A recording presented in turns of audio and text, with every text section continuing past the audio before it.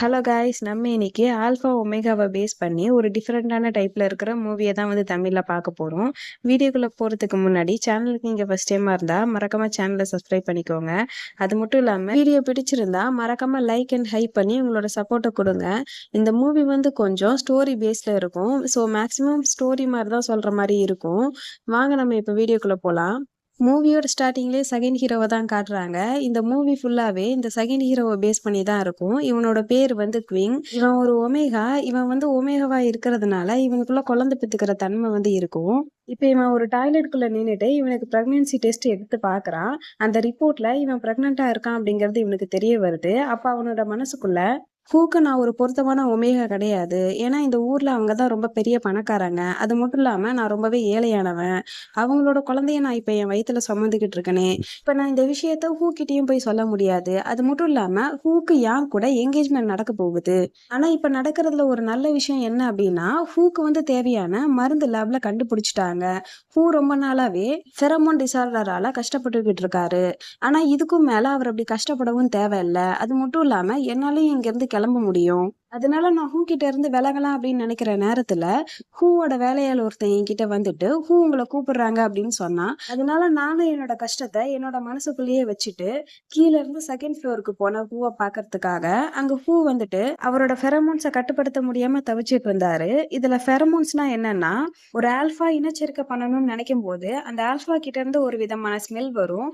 அந்த ஸ்மெல் தான் ஃபெரமோன். இந்த ஸ்மெல்லை வச்சே கியூன் ஹூ தான் கூட ஒன்னா இருக்கணும்னு நினைக்கிறாங்க அப்படிங்கறத புரிஞ்சுக்கிறான். இப்ப குவின் முன்னாடி இருக்கிறது தான் ஹூ. இவன் தான் நம்மளோட ஃபர்ஸ்ட் மேல் லீட். இவன் ஒரு ஆல்பா. இப்ப குவின் அவனோட மனசுக்குள்ள ஹூ ரொம்பவே மோசமான நிலைமையில இருக்கிறது அவர் கழுத்துல பெல்ட் கட்டி இருக்கிறத வச்சு என்னால புரிஞ்சுக்க முடியுது. பட் இருந்தாலும் அதே நேரம் என்னோட உடம்பு கொஞ்சம் சரியில்லாம தான் இருக்கு. இருந்தாலும் ஹூவை பாத்துக்க வேண்டியது என்னோட கடமை. நான் ஹூ கிட்ட போய் நின்னேன். எங்க 2 பேர்கிட்டயே இருந்தோமே நல்ல ஸ்மெல் வீசிச்சு. நாங்க 2 பேரும் கிட்டத்தட்ட இன்டிமேட்டா இருக்கிற அளவுக்கு போனோம். ஆனா அதுக்குள்ள ஹூக்கு பயங்கரமா கோவம் வந்துருச்சு. பக்கத்துல இருக்கிற ஜாடியெல்லாம் தூக்கி உடைச்சிட்டு நீ எதுக்காக இங்க நிக்கிற அப்படின்னு சொல்லி கேட்கும்போது நான் பதிலுக்கு கோவப்படவே இல்லை. ஏன்னா ஹூ நார்மலாவே இப்படி இருக்க மாட்டாரு. அவரால் அவரோட ஃபெரமோன்ஸை கண்ட்ரோல் பண்ண முடியல அப்படிங்கறதுனால தான் இப்படி நடந்துக்கிறாரு அப்படிங்கறத நானும் புரிஞ்சுக்கிட்டேன். கொஞ்ச நேரம் கழிச்சு சமாதானம் ஆன பிறகு நாங்க 2 பேரும் எங்களோட அன்பை பகிர்ந்துக்கிட்டோம். திருப்பியும் எல்லா வேலையும் முடிஞ்சிட்ட பிறகு நான் அதே கீழே இருக்கிற என்னோட ரூமுக்கு வந்தேன். ஹூ அவரோட தேவையை பூர்த்தி பண்ணிக்கிறதுக்காக மட்டும்தான் அவர் என்னை கூடவே வச்சிருக்காரே தவிர மித்தபடி எங்களுக்கு இடையில எந்த விதமான லவ்வும் இல்ல, ஃபீலிங்ஸும் இல்ல. எல்லாமே 3 வருஷத்துக்கு முன்னாடில இருந்து தான் ஆரம்பிச்சுது. 3 வருஷத்துக்கு முன்னாடி நான் இந்த ரூம்ல தான் இருந்தேன். இப்பவும் இதே ரூம்ல தான் இருக்கிறேன். நான் ஹூ கிட்ட இருந்து விலகணும்னு தான் நினைக்கிறேன். ஹூ சின்ன வயசா இருக்கும்போது அவங்கள யாரோ கடத்தி கொண்டு போய் அவருக்கு தெரியாம ஒரு இன்ஜெக்ஷன் போட்டிருக்காங்க. அதுல இருந்து தான் ஹூக்கு இந்த வியாதி வந்திருக்கு. ஆனா அவருக்கு இப்ப வயசு 20 ஆச்சு. ஆனா இப்ப கூட அந்த மருந்தோட வீரியம் குறையாம அதே நோயால அவஸ்தைப்பட்டுக்கிட்டு இருக்காரு.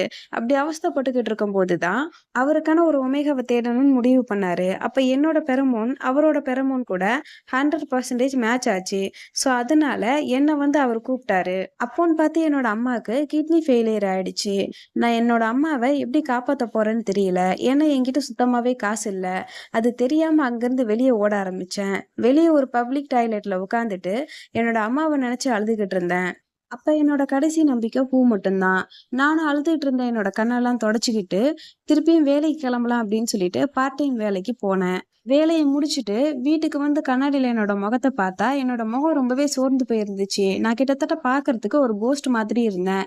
இப்படி ஒரு நிலைமையில தான் ஹூவோட பட்லர் என்னை கூப்பிட்டாரு. பட்லர் கையில ஒரு டாக்குமெண்ட் இருந்துச்சு. அந்த டாக்குமெண்ட்ல நான் ஹூ கூட 3 வருஷத்துக்கு இருந்தேன் அப்படின்னா அந்த 3 வருஷத்துக்கு என்னோட அம்மாவோட மருத்துவ செலவையும் என்னோட படிப்பு செலவையும் அவரே ஏத்துக்கிறதா சொல்லியிருந்தாரு.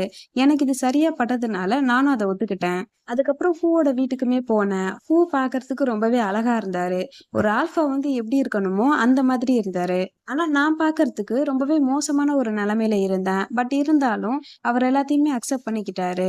வாரத்துல எல்லா நாளும் நல்லா தான் இருப்பாரு. ஆனா ஆனா ஒரு சில நாள் மட்டும் அவரோட வியாதி ரொம்பவே அதிகமா முத்த ஆரம்பிச்சிடும்.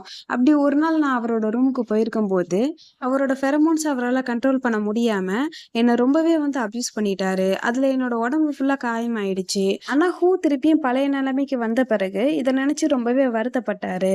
அதுக்கப்புறம் நானும் என்னோட ரூமுக்கு வந்துட்டேன். என்னோட உடம்பு ரொம்பவே காயப்பட்டிருந்துச்சு. அப்போன்னு பார்த்து பட்லர் உள்ள வந்தான் எனக்கு சாப்பாடு எடுத்துட்டு.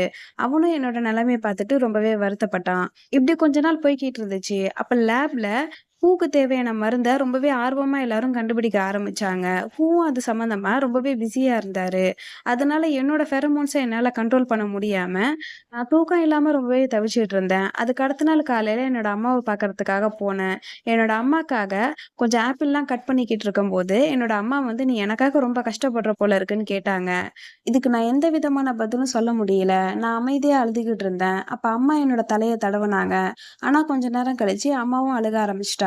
நான் அம்மாவ போய் சமாதானப்படுத்தினேன். "நீங்க எத பத்தியும் கவலைப்படாதீங்க. பூ வேணும்னா இப்ப இப்படி இருக்கலாம். ஆனா போக போக கண்டிப்பா அவர் என்ன லவ் பண்ணுவாரு" அப்படின்னு சொன்னேன். நானும் பூவும் ஒண்ணா இருக்க ஆரம்பிச்சு கிட்டத்தட்ட 3 வருஷம் முடிய போது. இந்த மாதிரியான நேரத்துல என்னோட காதல நான் அவங்க கிட்ட வெளிப்படுத்தினா, இது கரெக்ட்டா இருக்கும்னு நான் நினைக்கிறேன். இதுக்கேத்த மாரியே ஒரு நாள் என்னோட காலேஜ்ல கிராஜுவேஷன் ஃபங்ஷன் நடந்தது. அந்த ஃபங்ஷன்ல பூவும் கலந்துக்கிட்டாரு. எனக்கு பூவ பார்த்து இந்த ஸ்டேஜ்ல நின்னு நான் உங்கள லவ் பண்றேன் அப்படின்னு சொல்லிட்டு சொல்ல தோணுச்சு. பட் இருந்தாலும் என்னோட மனசுக்குள்ள பயமும் பதட்டமும் இருந்துகிட்டே இருந்துச்சு. அப்ப அங்க இருக்கிற பொண்ணுங்க எல்லாருமே பூவ பத்தி தான் பேசிட்டு இருந்தாங்க. பூவ யாருக்காகவுமே விட்டு குடுக்கறதுல எனக்கு விருப்பம் கிடையாது. அதனால இந்த ஃபங்ஷன் முடிஞ்ச உடனேயே பூக்கிட்ட என்னோட காதல பத்தி சொல்லணும்னு நெனச்சேன். அதனால வேக வேகமா என்னோட ஸ்பீச்ச நான் முடிச்சுக்கிட்டு பூ கிட்ட போனேன். பூவும் என்ன பார்த்து சிரிச்சாங்க. இந்த சிரிப்புல நான் மயங்கிட்டேன்னு தான் சொல்லணும். ஆனா அந்த சிரிப்பு ரொம்ப நேரம் தங்கல. அதுக்குள்ளேயே ஒரு பெரிய பிரச்சனை எனக்குன்னு வந்தது. நான் படிக்கிற அதே ஸ்கூல்ல யான் அப்படின்னு ஒரு பையன் இருக்கான். அந்த பையனும் பூவும் கை கோத்து நடந்து வந்துகிட்டு இருந்தாங்க. இத பார்த்து எனக்கு ரொம்பவே பதட்டம் ஆயிடுச்சு. என்னோட வயிறெல்லாம் வந்து கலங்குற மாதிரி ஆயிடுச்சு. ஆனா இதுல பூ என்ன விரும்புவாரு அப்படிங்கிறத நானும் அவர்கிட்ட இருந்து எதிர்பார்த்துட்டு இருக்க கூடாது. ஏன்னா நான் வந்து ஒரு ஏழை பையன். அவர் வந்து ரொம்பவே பணக்காரங்க. அது மட்டும் இல்லாம ரொம்பவே அழகான ஆல்ஃபா. அவர் என்ன காதலிப்பாரு அப்படின்னு சொல்லி நான் அதை எதிர்பார்த்திருக்கவே கூடாது அப்படின்னு சொல்லி யோசிச்சுக்கிட்டு இருந்தேன். அப்போன்னு பார்த்து தான் பூ ஒரு ஸ்ட்ராபெர்ரி கேக் எடுத்துட்டு நான் உட்கார்ந்துட்டு இருக்கிற இடத்துக்கு வந்தாரு. அந்த கேக் ஓப்பன் பண்ண உடனேயே அதுல இருக்கிற ஸ்ட்ராபெர்ரி ஸ்மெல் எனக்கு சுத்தமாவே பிடிக்கல. எனக்கு வாமிட் வர மாதிரி இருந்துச்சு. கொஞ்ச நேரம் கழிச்சு நான் வாமிட் பண்ண ஆரம்பிச்சுட்டேன். அப்போ பூ என்கிட்ட என்னாச்சு அப்படின்னு சொல்லி கேட்கும்போது, "அது ஒண்ணும் இல்ல. நான் கொஞ்சம் நல்லாவே உடம்பு சரியில்லாம இருக்கேன்" அப்படின்னு சொல்லிட்டேன். பட் இருந்தாலும் என்னோட மனசுக்குள்ள நான் பிரெக்னென்ட்டா இருப்பனோ அப்படின்ற சந்தேகம் இருந்துகிட்டே இருக்கு. அதனால நானும் ஒரு பிரெக்னன்சி கிட் எடுத்து செக் பண்ண ஆரம்பிச்சேன். அதுல 2 கோடு விழுந்துச்சு. அப்பனா நான் இப்போ பூவோட குழந்தைய என்னோட வயித்துல சுமந்துகிட்டு இருக்கேன். ஆனா இதுல என்ன நல்ல விஷயம் அப்டின்னா, நான் சீக்கிரமாவே அவர விட்டு விலகிர்லாம். ஏன்னா அவருக்கு தேவையான மருந்த அவரு லேப்ல கண்டுபிடிச்சுட்டாரு. அதே நேரம் என்னோட ஃபோனுக்கு யாங்குக்கும் ஹூக்கும் இடையில எங்கேஜ்மெண்ட் நடக்க போகுது அப்படிங்கிற ஒரு குறுஞ்செய்தியும் வந்துச்சு. இத பார்த்து எனக்கு ரொம்பவே ஷாக் ஆயிடுச்சு. நான் கொஞ்சம் கூட இத எதிர்பார்க்கவே இல்ல. பட் இருந்தாலும் ஹூக்கு தேவையான மருந்து இப்ப கண்டுபிடிச்சுட்டாங்க அப்படிங்கிறதுனால, நான் அவர விட்டு விலகலாம்னு நெனைக்கிறேன் அப்படின்னு நெனைக்கிறான். இந்த சீன் தான் நம்ம வந்து ஃபர்ஸ்ட் பார்த்த சீனு. அதுக்கப்புறம் தான் அந்த மெசேஜ் யார் அனுப்புனாங்க அப்படிங்கிறத காட்டுறாங்க. க்வின் வந்து அவனோட மனசுக்குள்ள, இந்த மெசேஜ வந்து யான் தான் எனக்கு அனுப்புனது. இந்த மெசேஜ அனுப்புனது மட்டும் இல்லாம, நேர்ல வந்து என்ன பார்க்க சொல்லி சொல்லியிருக்கான். ஆனா நான் இத பெருசா கண்டுக்கவே இல்ல. அப்படி இருந்தாலுமே, நான் லைப்ரரில இருந்து வெளிய ஒரு நாள் வந்துகிட்டு இருக்கும்போது, யாங் எனக்காக வெயிட் பண்ணிட்டு இருந்தான். நான் அங்கருந்து கிளம்பலான்னு ட்ரை பண்ணேன். ஆனா அப்ப கூட யான் என்ன அங்கருந்து போகவே விடல. என்ன அங்கேயே ஸ்டாப் பண்ணிட்டு, "பூவ என்ன நீ அடையலான்னு நெனச்சியா? நீ வந்து எவ்வளவு ஏழைன்னு தெரியும்ல. அது மட்டும் இல்லாம பூவுக்கு உன்ன விட நான் தான் பொருத்தமா இருப்பேன்" அப்படின்னு சொல்லும்போது எனக்கு கோவம் வந்துச்சு. பட் இருந்தாலும் என்னோட கோவத்த கட்டுப்படுத்திட்டு அங்கருந்து கிளம்பிட்டேன். அன்னைக்கு காலேஜோட கடைசி நாள். நானும் என்னோட வீட்டுக்கு என்னோட திங்ஸ் எல்லாத்தையுமே எடுத்துட்டு கிளம்பிக்கிட்டு இருந்தேன். அப்போ பூ என்ன ஸ்டாப் பண்ணிட்டு அவரு கூட ஃபோட்டோ எடுக்கிறதுக்கு கூப்பிட்டாரு. நானும் போனேன். ஆனா அதுக்குள்ளேயே யாங் அங்க வந்துட்டான். யாங்கும் எங்க கூட சேர்ந்து ஃபோட்டோ எடுத்துக்கிட்டான். யாங்குக்கு ஹூ என் கூட இருக்கிறது சுத்தமா பிடிக்கல. அவன் என்னோட ஷோல்டர் ரொம்பவே காயப்படுத்துற மாதிரி அழுத்துனான். பட் இருந்தாலும் நான் எதையுமே வெளிய காட்டிக்கல. கொஞ்ச நாள் கழிச்சு யான் என்னோட மொபைலுக்கு அவனுக்கும் ஹூக்கும் இடையில எங்கேஜ்மெண்ட் ஆக போற மாதிரி ஒரு இன்விடேஷன் அனுப்புனான். இதுக்கு மேலயும் நான் இங்க இருக்கிறதுல எந்த விதமான அர்த்தமும் கிடையாது. அது மட்டும் இல்லாம இதுக்கு முன்னாடி நானும் ஹூவும் சேர்ந்து எடுத்துக்கிட்ட போட்டோவ இப்ப நான் பார்த்து வெறுக்க ஆரம்பிச்சேன். அத வந்து உடைக்கலன்னு கூட எனக்கு தோணுச்சு. ஆனா எனக்கு மனசு வரல. அந்த போட்டோவ கட்டி அணைச்சு அழுதுகிட்டே தூங்கிட்டேன். அதுக்கு அடுத்த நாள் காலையில யாங் என்னோட போனுக்கு ஹூவோட இன்டர்வியூ ஒண்ணு அனுப்புனான். அந்த இன்டர்வியூல ஹூக்கு தேவையான மருந்த ஹூ கண்டுபிடிச்சதா சொன்னாங்க. இதுக்கப்புறம் வந்து நான் இங்கிருந்து கிளம்புறது தான் நல்லது அப்படிங்கறதுனால நான் ஹூ கிட்ட போய் இங்கிருந்து கிளம்புறதா சொன்னேன். ஆனா அப்ப கூட என்னோட மனசுல ஓரமா ஒரு ஆசை இருந்துச்சு. ஹூ என்ன ஏத்துப்பாங்களா அப்படின்ட்டு. ஆனா ஹூ வந்து என்ன ஏத்துக்கல. அவரு என்ன அங்கிருந்து போக சொல்லிட்டாரு. அப்ப எனக்கு என்னோட மனசு ரொம்பவே வலிச்சுது. நான் அழுதுகிட்டே படுத்துக்கிட்டு இருந்தேன். அப்போ ஹூவோட ஃபெரமோன் ஸ்மெல்ல வந்து நான் ஸ்மெல் பண்ணேன். ஹூ வந்து ரொம்பவே பாதிப்புக்குள்ளான நிலைமையில இருக்காங்க அப்படிங்கிறத நான் புரிஞ்சுக்கிட்டேன். என்னதான் நான் இப்ப பிரெக்னென்ட்டா இருந்தாலுமே கூட, இந்த வீட்ல இருக்கிற வரைக்கும் ஹூவ கவனிச்சுக்க வேண்டியது என்னோட கடமை. ஸோ என்னோட கடமையில இருந்து தவற நான் விரும்பல. ஹூவ சமாதானப்படுத்துறதுக்காக போனேன். ஆனா ஹூ இன்னைக்கு எப்பவும் போல இல்லாம வழக்கத்துக்கு மாறா நடந்துக்கிட்டாரு. என் மேல ரொம்பவே அதிகமா அன்பு காட்டுனாரு. இன்னைக்கு குடுத்த முத்தம் வழக்கமா குடுக்குற கடினமான முத்தம் மாதிரி இல்லாம ரொம்பவே சாஃப்ட்டா இருந்துச்சு. நான் ரொம்பவே நிம்மதியா ஃபீல் பண்ணேன். என்னோட ஆசை தீர ஹூவ என்னோட கைகளால கட்டி அணைச்சுக்கிட்டேன். இப்படியே காலையிலயும் விடிஞ்சுது. ஹூ கிட்ட சொல்லாம ஹூவோட கன்னத்திலேயே ஒரு முத்தம் குடுத்துட்டு, குட் பை சொல்லிட்டு அங்கிருந்து கிளம்பிட்டேன். நான் ரோட்ல நடந்து போய்க்கிட்டு இருக்கும்போது, என்னோட பிரதர் லின் அங்க வந்தான். எனக்கு கடைசியா குட் பை சொல்றதுக்காக. அவன் என்ன ஹக் பண்ணி, ரொம்பவே ஃபீல் பண்ணி எனக்கு குட் பை சொல்லி, அங்கிருந்து என்ன வழி அனுப்பி வச்சான். அவன் அங்கிருந்து போன அடுத்த செகண்டே ஒரு 4 பேர் சேர்ந்து என்ன பிடிக்கிறதுக்காக அங்கிருந்து என்ன தொரத்த ஆரம்பிச்சுட்டாங்க. நானும் அவங்க கிட்ட இருந்து வேகமா ஓடுறதுக்கு முயற்சி பண்ணேன். ஆனா என்னால முடியல. நான் அவங்க கிட்ட மாட்டிக்கிட்டேன். கொஞ்ச நேரம் கண்ணு முழிச்சு பார்க்கும்போது, நான் ஒரு கப்பல்ல இருந்தேன். அந்த கப்பல்ல என் கூட யாங் மூவும், சில கொள்ளைக்காரங்களும் இருந்தாங்க. அவங்க யாங் மூவ கட்டி போட்டுட்டு, ஹூக்கு கால் பண்ணி பணம் கேட்டாங்க. ஹூ வந்து அத குடுக்குறேன் அப்படின்னு சொன்ன பிறகும் கூட, ஹூ கிட்ட 2 பேத்துல யாராவது ஒருத்தர் தான் உனக்கு உயிரோட கிடைப்பாங்க. உனக்கு யார் உயிரோட வேணும்? யான் உயிரோட வேணுமா? இல்ல குயின் உயிரோட வேணுமான்னு கேட்கும்போது, என்னோட மனசுல ஓரமா, கண்டிப்பா ஹூ வந்து என்னதான் செலக்ட் பண்ணுவாருன்னு நெனச்சேன். பட் இருந்தாலும் கடைசியா யான தான் செலக்ட் பண்ணாரு. ஏன்னா யான் வந்து ஹூ சின்ன வயசா இருக்கும்போதுல இருந்தே நல்லாவே தெரியும். பட் இருந்தாலும் எனக்கு ஒரு ஆசை இருந்தது. அவர என்ன செலக்ட் பண்ணணும் அப்டின்ட்டு. ஆனா அது நடக்கவே இல்ல அப்டின்னு சொல்லி நெனச்சுக்கிட்டு இருக்கும்போதே, அங்க இருந்த அடியாளுங்க எல்லாருமே சேர்ந்து என்ன தண்ணிக்குள்ள தள்ளி விட்டுட்டாங்க. நான் கிட்டத்தட்ட மூச்சு திணறி இறக்குற நிலைமைக்கு போயிட்டேன். அப்போன்னு பார்த்து தான் என்ன ஒரு கை காப்பாத்துச்சு. அதுக்கடுத்து கொஞ்ச நேரம் கழிச்சு நான் கண்ணு முழிச்சு பார்த்தேன். என் பக்கத்துல தான் உட்கார்ந்திருந்தான். அவன் என்ன நல்லாவே பார்த்துக்கிட்டான். கொஞ்சம் கொஞ்சமா நானும் நல்லாயிட்டு வந்தேன். இருந்தாலும் எனக்கு ஹூவோட ஞாபகம் வந்துகிட்டே இருந்துச்சு. அவரோட ஸ்மெல்ல நான் ரொம்பவே மிஸ் பண்ணேன். அப்ப என்கிட்ட ஹூ யூஸ் பண்ண ஒரு கோட் இருந்தது. அந்த கோட்ட வந்து ஸ்மெல் பண்ணி பார்த்துக்கிட்டே நான் ரொம்பவே ஃபீல் பண்ண ஆரம்பிச்சேன். லின் என்கிட்ட வந்து என்ன சமாதானப்படுத்த ஆரம்பிச்சான். அப்ப நான் லின் கிட்ட, "நீ என்னை எப்படி காப்பாத்துன?" அப்படின்னு கேட்கும்போது, லின் வந்து, "நான் அங்கிருந்து போனதுக்கு அப்புறம் ஒரு கார் அந்த சைடு போறத பார்த்தேன். அந்த கார் உங்கள தூக்கிட்டு போற மாரி என்னோட கண்ணுக்கு தெரிஞ்சுது. அதனால தான் உங்கள ஃபாலோ பண்ணிட்டே நான் வந்தேன். அதிர்ஷ்டவசமா நீங்களும் உயிர் பிழைச்சிட்டீங்க. இப்ப வந்து நீங்க நல்லா தானே இருக்கீங்க அப்படின்னு சொல்லி கேட்கும்போது, நான் வந்து இல்ல. நான் வந்து இப்ப பிரெக்னன்ட்டா இருக்கேன். ஹூவோட குழந்தை என்னோட வயித்துல வளர்ந்துகிட்டு இருக்கு. ஆனா நான் இந்த குழந்தைய வளர்க்க விரும்பல. ஏன்னா என்கிட்ட காசோ, பணமோ வேற எதுவுமே கிடையாது. அதனால ஹாஸ்பிட்டலுக்கு போணும்னு சொன்னேன். லின்னும் சரி அப்படின்னு சொல்லிட்டு எனக்கு நல்லா ட்ரெஸ் பண்ணி விட்டு ஹாஸ்பிட்டலுக்கு கூட்டிட்டு போனான். அது ஒரு சின்ன ஹாஸ்பிட்டல் தான். இங்க இருக்கிற டாக்டர் என்ன நெறைய டெஸ்ட் எடுக்க சொன்னாங்க. அது மட்டும் இல்லாம வயித்துல இருக்கிற என்னோட குழந்தைய ஸ்கேன் பண்ணி பார்த்தாங்க. அந்த குழந்தை நல்லா தான் இருக்கு அப்படின்னு என்கிட்ட சொன்னாங்க. பட் இருந்தாலும் நான் இந்த குழந்தைய பெத்துக்க விரும்பல அப்படின்னு சொல்லி டாக்டர் கிட்ட சொல்லும்போது, டாக்டர் வந்து இப்ப நீங்க வீக்கா இருக்கீங்க. ஸோ அதனால உங்களுக்கு அபார்ட் பண்ண முடியாதுன்னு சொல்லிட்டாங்க. எனக்கு இதெல்லாம் நினைச்சு ரொம்பவே கஷ்டமா இருந்தது. ஏன்னா வரப்போற குழந்தைக்கு செலவு பண்றதுக்கு என்கிட்ட காசு இல்ல, சொத்து இல்ல. அது மட்டும் பத்தாதுன்னு ஹூ கூட என் கூட இல்ல. இந்த மாதிரியான நிலைமையில இப்படி வந்து இருக்குமேன்னு சொல்லி எனக்கு ரொம்பவே கவலையா இருந்துச்சு. அதே கவலையில மூழ்கி கிடந்தேன். அப்ப திடீர்னு ஒரு நாள் என்னோட அம்மாவோட ஞாபகம் எனக்கு வந்துச்சு. சரின்னு நானும் அம்மாவ பார்க்கறதுக்கு ஹாஸ்பிட்டலுக்கு கிளம்புனேன்.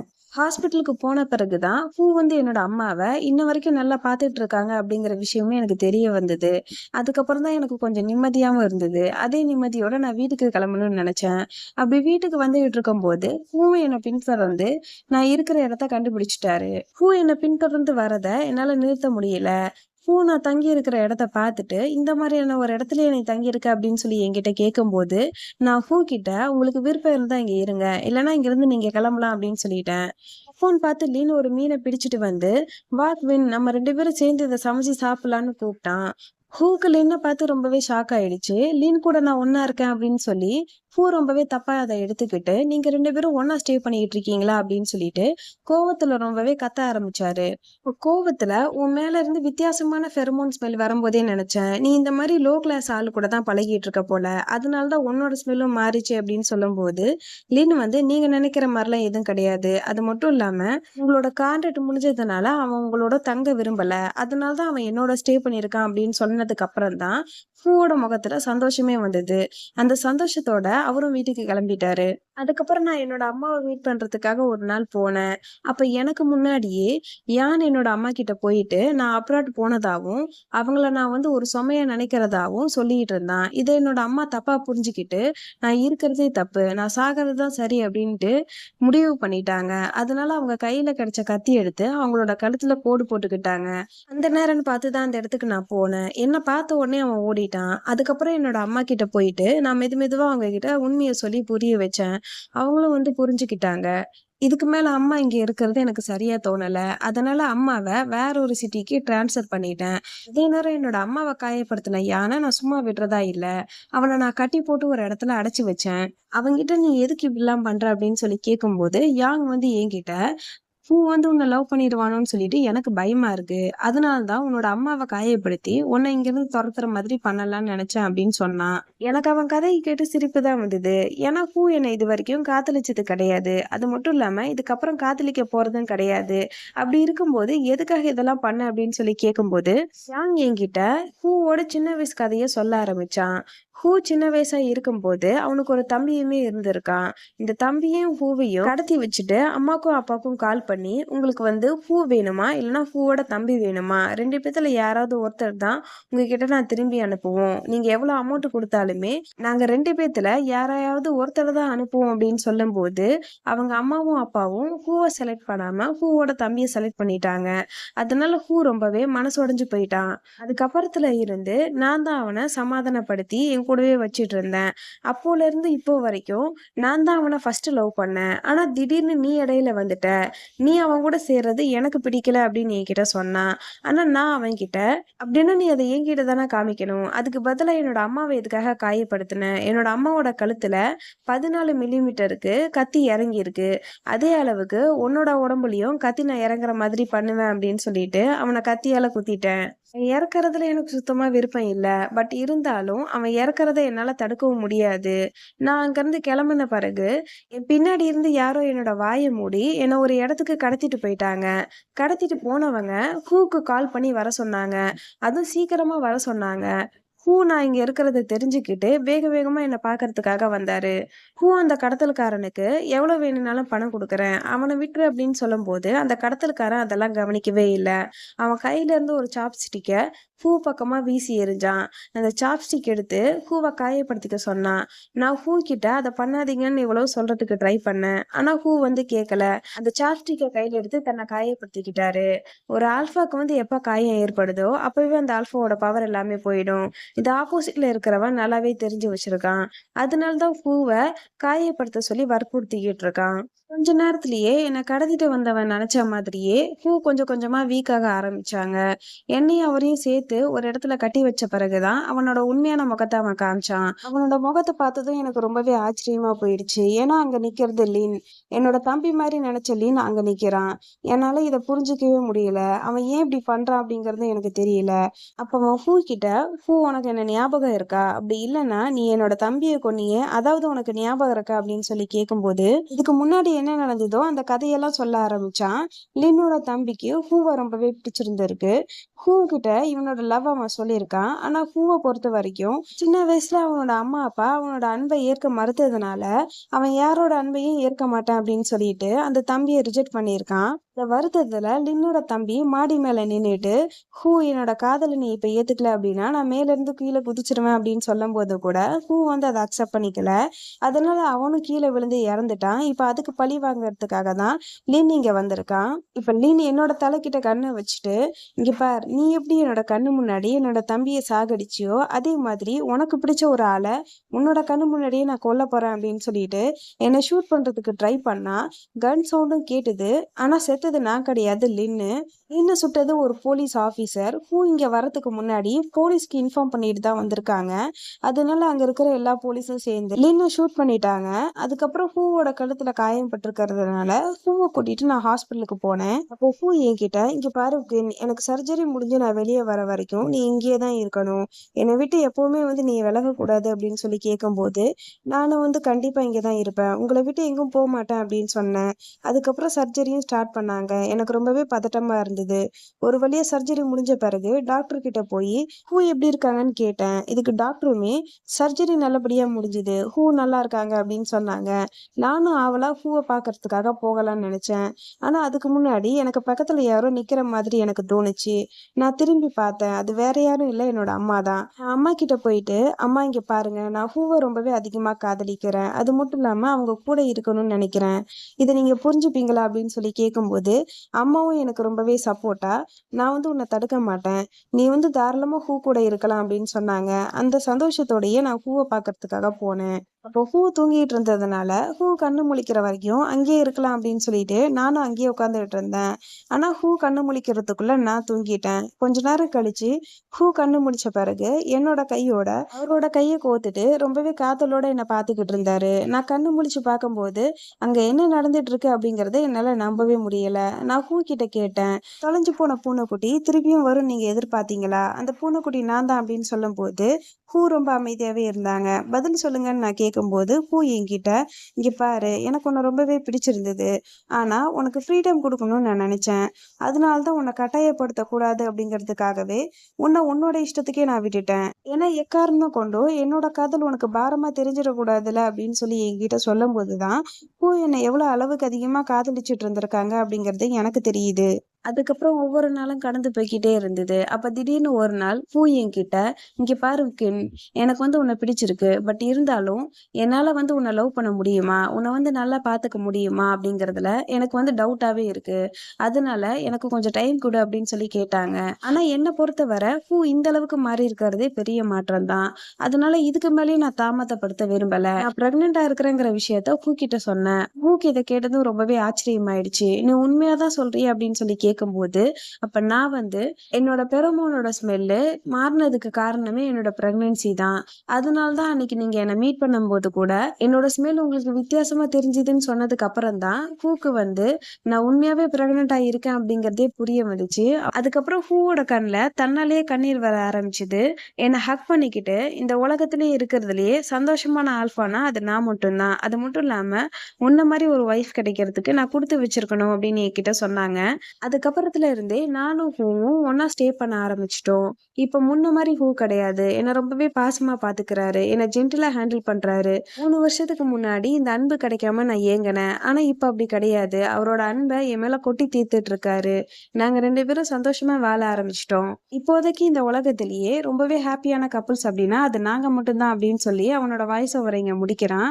இதோட இந்த மூவியும் இங்க முடியுது. இந்த டைப்ல மூவி நான் இப்பதான் சேனல்ல ஃபர்ஸ்ட் டைமா ட்ரை பண்றேன். இந்த மூவி உங்களுக்கு பிடிச்சிருந்தனாலும் சரி, பிடிக்கலனாலும் சரி, மறக்காம கமெண்ட்ல சொல்லுங்க. உங்களுக்கு இந்த மாரி நெறைய மூவி போடணும்னாலும் சொல்லுங்க. இல்ல வேண்டாம் அப்டின்னாலும் சொல்லுங்க. வீடியோ பிடிச்சிருந்தது அப்டின்னா, கண்டிப்பா லைக் அண்ட் ஹைப் பண்ணி சப்போர்ட் பண்ணுங்க. வீடியோ பார்த்துட்டு இருக்கிற எல்லாருக்குமே தேங்க்ஸ். பை.